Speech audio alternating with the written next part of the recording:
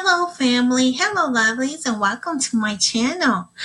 Today, I wanted to touch on another topic. I still wanted to talk about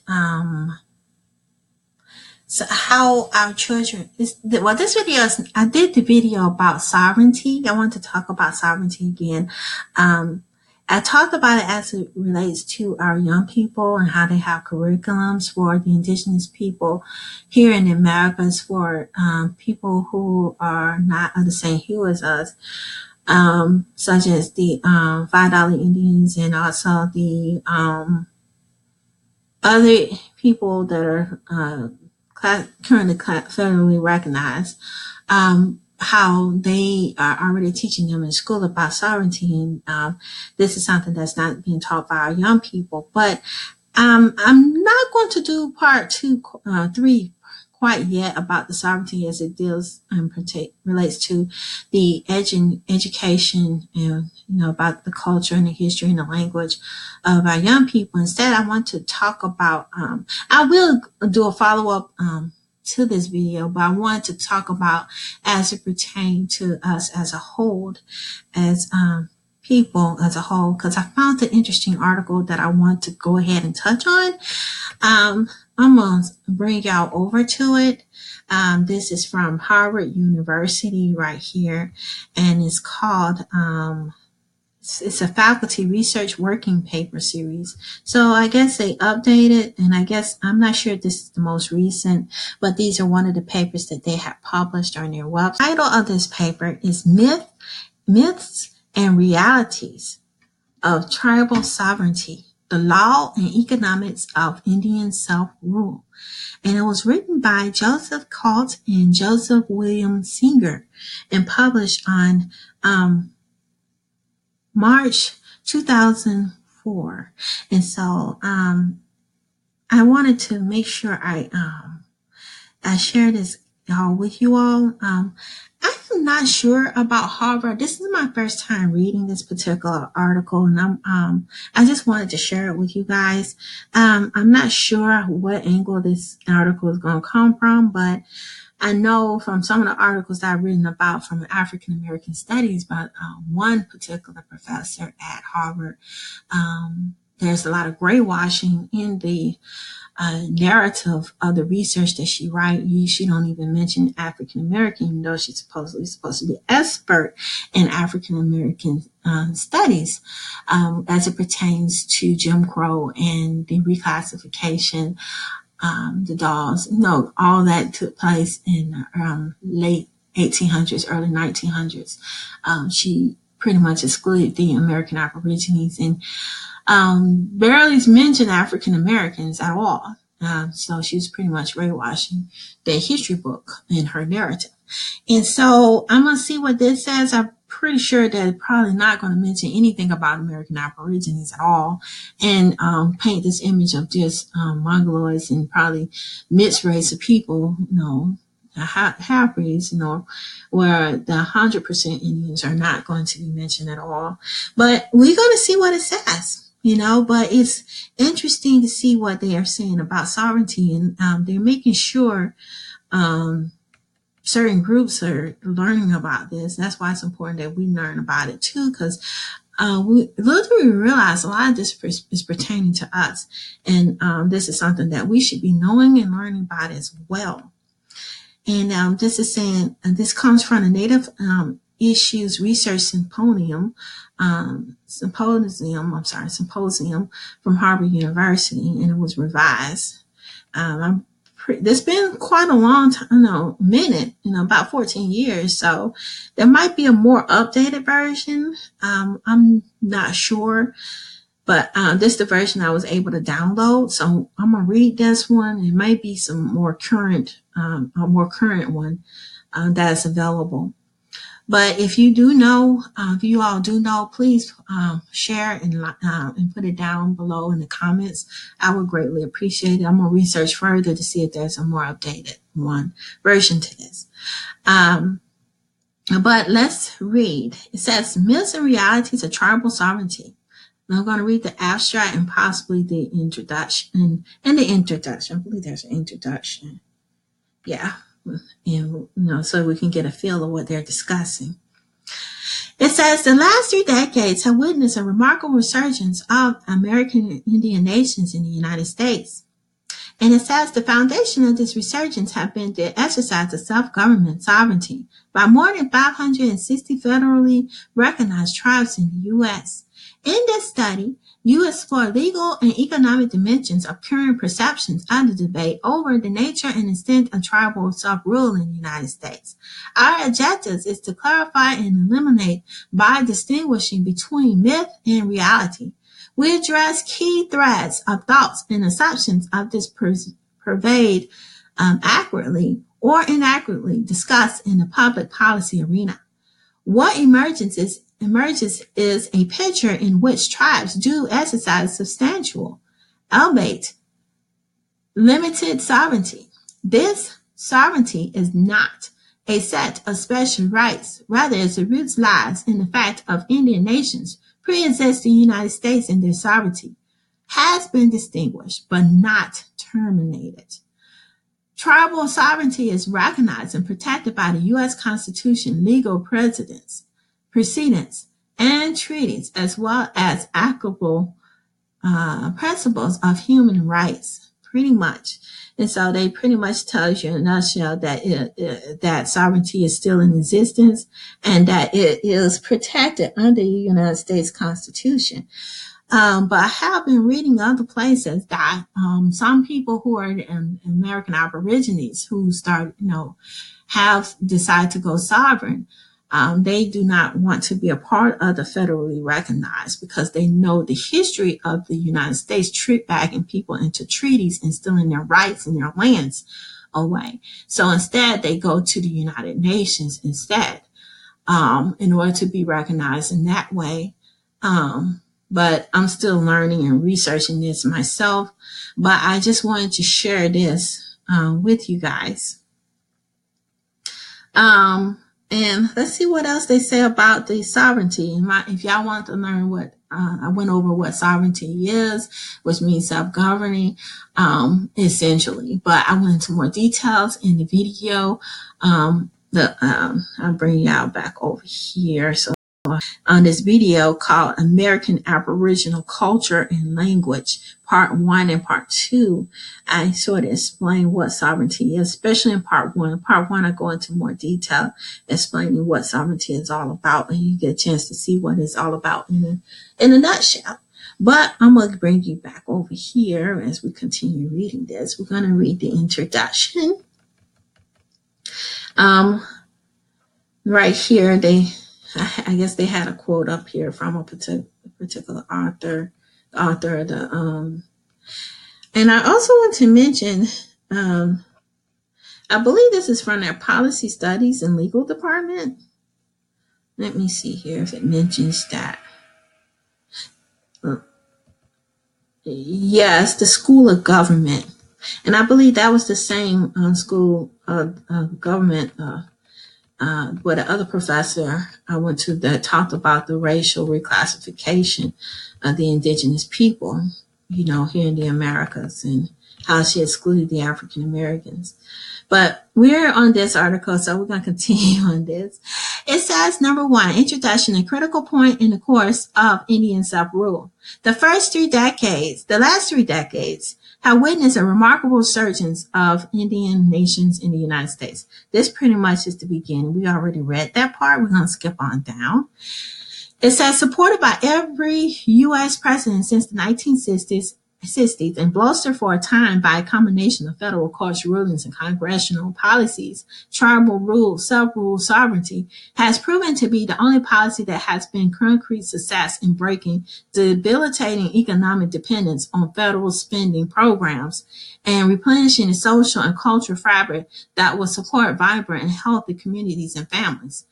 While gaining expertise of tribes government garnered most of the attention, self-rule is creating more and more economic success stories in Indians' country from the virtual elimination of tribal unemployment and the boom of Indian hiring in factories and other operations of Mississippi Choctaw to the cutting of unemployment from 70 to 13% in 6 years via the non-gaming business of the Winnebago tribes in Nebraska, Hog Chalk Inc. Gaming success is self-inspiring self-sufficiency as tribes such as the Oneida, New York, and the Mille Lacs, Minnesota take steps of eschewing federal funding. As the success of self-determination is not solely economic, as well as Mississippi Choctaw plows the fruits of economic development and the dramatic improvements in public safety and healthcare delivery. Mille Lacs is able to invest in award-winning efforts to replenish the native language use. And the Jacaranda Apache, New Mexico, and White Mountain Apache in New Mexico are able to take control of wildlife and forest management with professionalism and result perhaps unmatched by the government anywhere. Wow, this is interesting. And this is good news to know that some of this is really working for the indigenous people. And this is something that we should be learning and knowing about as well. And it seems here that according to this article, this paper, this research, it has been proven to be successful. Just like Black Wall Street, when we had our own people together as a tribe, things were successful, but unfortunately the government destroyed it. But in reading this, you can see that there's great potential in this if we know how to navigate it and make it such. It says, despite or perhaps such of economic and social political success of native self-rule, tribal sovereignty is now under increasingly vigorous and, in fact, attack. See, they showed how successful it is, and now they're showing how it's being under attack, which I can see how the government wants to strip the indigenous people of all their rights, and they want to strip them of the land because they want to hoard the resources for themselves and destroy what was essentially theirs in the first place, by poisoning the air, the water, destroying oil and global warming and all that's going on. Anything that's beautiful, they want to tear it up, pretty much. The Greys, the invaders, pretty much. It says, over the last decade in particular, the Supreme Court has moved repeatedly to limit tribal powers over non-members. And see, tribal powers over non-members. And see, when they do that, that's a way of allowing more Caucasians to get in. In the past, that's what happened, And I see they're still trying to do the same thing. Whenever you make progress, they come in and try to, mess it up. That's why a lot of Aborigines, when they start their own tribe, do not want federal government involved in it because that's all they're going to do is put themselves in it to destroy it. They don't honor any of the treaties, they're habitual liars, pretty much. It says the lower courts have fed this process with decisions that increasingly rein in the ability of tribal governments to govern commerce and social affairs in their reservation. Congress, too, has been increasingly a number of bills introduced to abolish the tribe's sovereign immunity, limit their taxation powers, and regulate their commerce. See, whenever you build something great, that's when the government come in trying to take over. And, they would mind their own business. They got all this land here that they need to do improvements on with tax and everything. I don't understand why they have to impose on the indigenous people, when they got all this land they stole already, use what you got instead of trying to come in and mine other people's nations when they prosper and grow. It's just ridiculous. And it says the well-known Indian Gaming Regulatory Act of 1988, so widely credited by mainstream media with fostering rising incomes on a number of reservations, in fact, impose limits on tribe sovereignty that has been secured in 1987 with the Supreme Court ruling in California versus Cabones. I guess that Cabazon ban of mission tribes. States and local governments similarly are pushing back against assertions by tribes of tribes governing authority. This is crazy. And they have the references right here to reference. And see, these are some of the things that are going on right now, which is nothing but the same thing that happened in the past. It's just a repeat. It's a pattern that the Greys who are running this government is constantly following, and that's why you can't follow the same pursuit of federal recognition, because all they're going to do is strip the indigenous people of their rights and put themselves in there so they can control all aspects of the tribe, and who's the image, the culture, the language, the land, the businesses. They want to take over and steal the resources for themselves, when it's ridiculous. This particular group is filled with nothing but greed, selfishness and greed, and that's all they understand. And that's why it's best not to even deal with them, especially when it comes to preserving your identity as a people as a whole, and having access to the land that's originally yours that has been stolen. It says the Indian nations have returned the consciousness of the general public and the media, and many have left wondering why tribes are suddenly becoming regionally politically forces and increasing economic engines. To many non-Indians, Indians are seen as legitimate only to the extent that they fill those non-Indian stereotypes. If Indians are poor and authentic, they are deserved in federal handouts, perhaps as compensation for conquest. But they are wealthy and modern. But why do they continue to enjoy real special rights? Similarly, tribes or collectives are seen by many non-Indians as legitimate if they act like private clubs but not if they act like sovereigns. Non-Indians are often confused when tribes claim to be nations. Don't they know that they have been absorbed by the United States? Weren't the tribes conquered long ago? The fact that non-Indians can ask these questions reflects a failure of understanding of U.S. history and law. Tribes are sovereigns. If they are private clubs, they are private clubs with their own jails. Exactly. They have their own law, their own regulation, their own policies, and that's how it should be. Instead of, without U.S. government imposing on them and trying to steal resources, without, the Greys trying to take over. It says in this study, we explore legal and economic dimensions of current perceptions of debate over the nature and extent of tribal rule in the United States. Our objectives is to clarify and illuminate by distinguishing between myths and reality. We address what we believe are key threads of thoughts and assumptions that pervades accurately or inaccurately discussed in the public policy arena.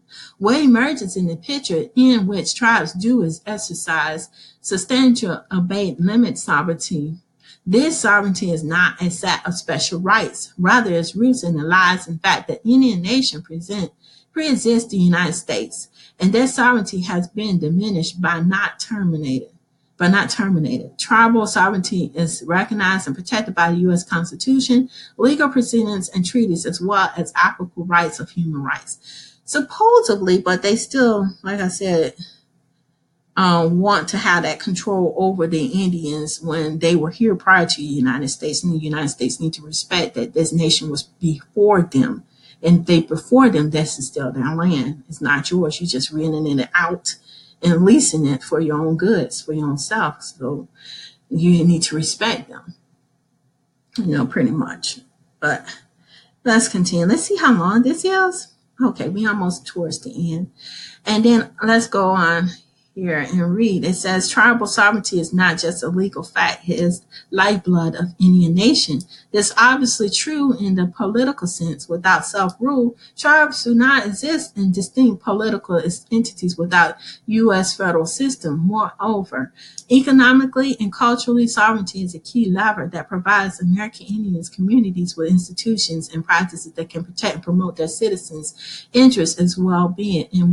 Without that lever, the social, culture, and economic viability of American Indian communities, and perhaps even identities, is unattainable over the long run. Because, yeah, and that's why they need to keep that level there, because they were here first. And technically, if they were here before the Greys that came here and colonized the Americas, then they should not have, be able to control. I did a video about, this is sort of interesting how, sovereignty and what's going on. And the Sentinel tribe near the India is a prime example of modern day how the U.S. came in and controlled on, and not the U.S. but the Indian government. Found this tribe that was there in the island, and the island has been untapped for thousands upon thousands of years, and these people are ancient with dark skin, melanated skin, just like the people in the Americas. They want to protect their way of life, and so they killed the people that came on the area. But it's just how, and seeing what taking place over there is an example of what took place here. But I would love to hear what you all think about this video. Please thumbs up and like, and don't forget to subscribe to this channel and along with my other channels. And until next time, peace, family, and bye-bye.